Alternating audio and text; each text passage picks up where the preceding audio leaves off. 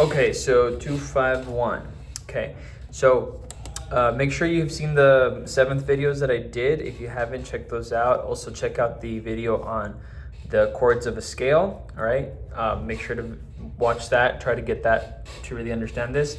This will probably actually help you a little bit even more, get a little more further of understanding on what those things are.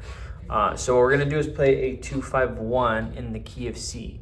So basically what that means is we're gonna be playing the chords of the C major scale. If you don't know what that is, it's a C, D, E, F, G, A, B, C. So it's just those notes. If you put them in a line, it's a little easier to see. So if you put them on the same string, C, D, E, F, G, A, B, C, right? And each of those chords, just to kind of review on the other videos, each of those notes has a chord attached. So major, C major, D minor, E minor, F major, G major, A minor, B diminished, and then C major again, okay? Now, to go even further than that, if we make them 7th chords, they get a little more specific in their sound. So if we do that real quick, we have C major 7, D minor 7, E minor 7, F major 7, G dominant 7, A minor 7, and then B half diminished, or B minor 7 flat 5, and then back to C major 7. Okay, now if you haven't seen the videos on the 7th chords, please check that out. I'm just going to review the shape of it real quick. So if you don't remember how to make that, it's just a quick little review on that. So remember, major, G string moves down, major 7, G string moves down again, G dominant 7, B string moves down, minor 7. Okay. Anyways, what was I saying? Oh, so 251. So we're gonna apply those shapes to those voicings to a 251. So what is a 251?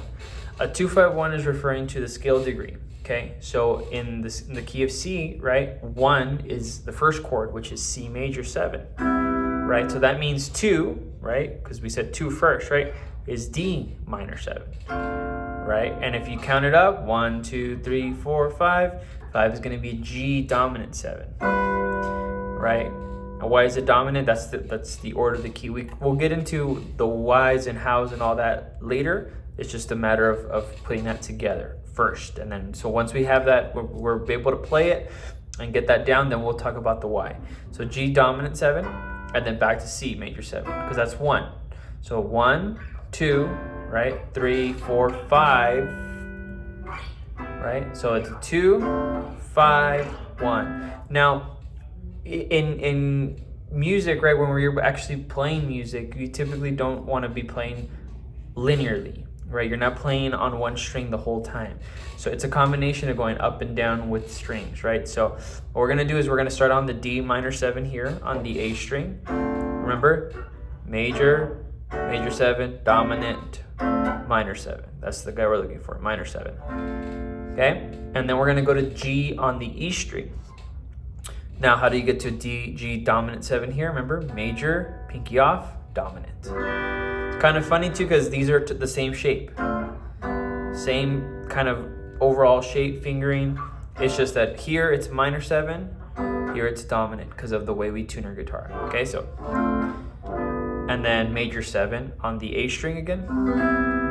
Okay, and that's going to be again major 7. We're looking for that one. Okay, and the way we're going to play a 251, we're going to do something simple. We're not going to get too crazy with the strumming. We're just gonna do something simple. We're gonna give D 2 beats, G 2 beats, and C 4 beats. So we're gonna do something like, let's do something like this: 1, 2, 3, 4. 1, 2, 3, 4.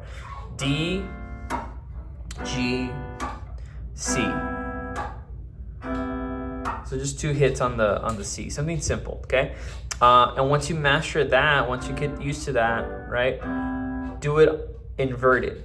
So what I mean by that is flip the voicing. So now instead of playing D on the A string, we're gonna play D on the E string. So D on the E string, remember, find your D note, 10th fret, major, dominant, minor 7. Look looking for that guy there, D minor 7, okay?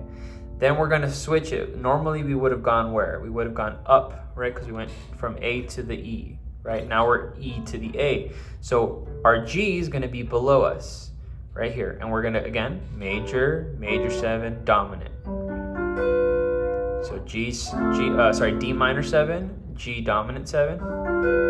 And then we're gonna go back to the E string C. Remember how to make a C major 7? We're gonna make an E minor and then just move our index up here. It should be 8, 9, 9, 8. Remember to skip the A string. So now we have that.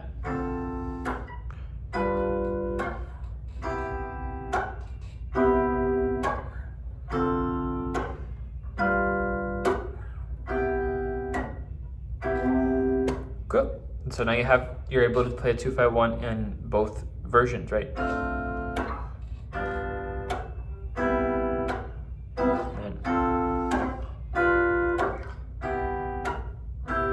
A little tip, try changing the key. Play a 2-5-1 somewhere else.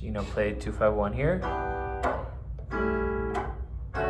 Also keep in mind, these are voicings that are some kind of common voicings, but not the only ones. There's different versions. You can spice them up, make them 9s, play them in a different sequence, or not sequence, but like in a different, you can go like D minor on the E, right? And then do G on the E as well, and then move down for the A, right?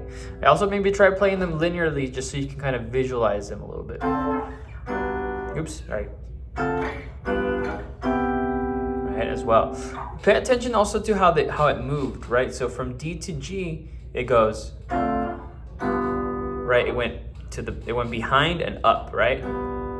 But DG here just moves from the top to the bottom.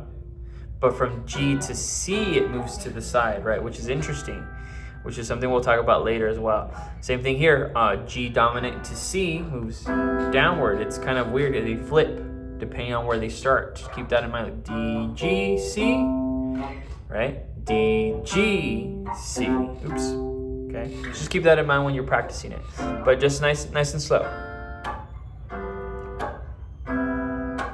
And then the other one. See if you can do that, put that together.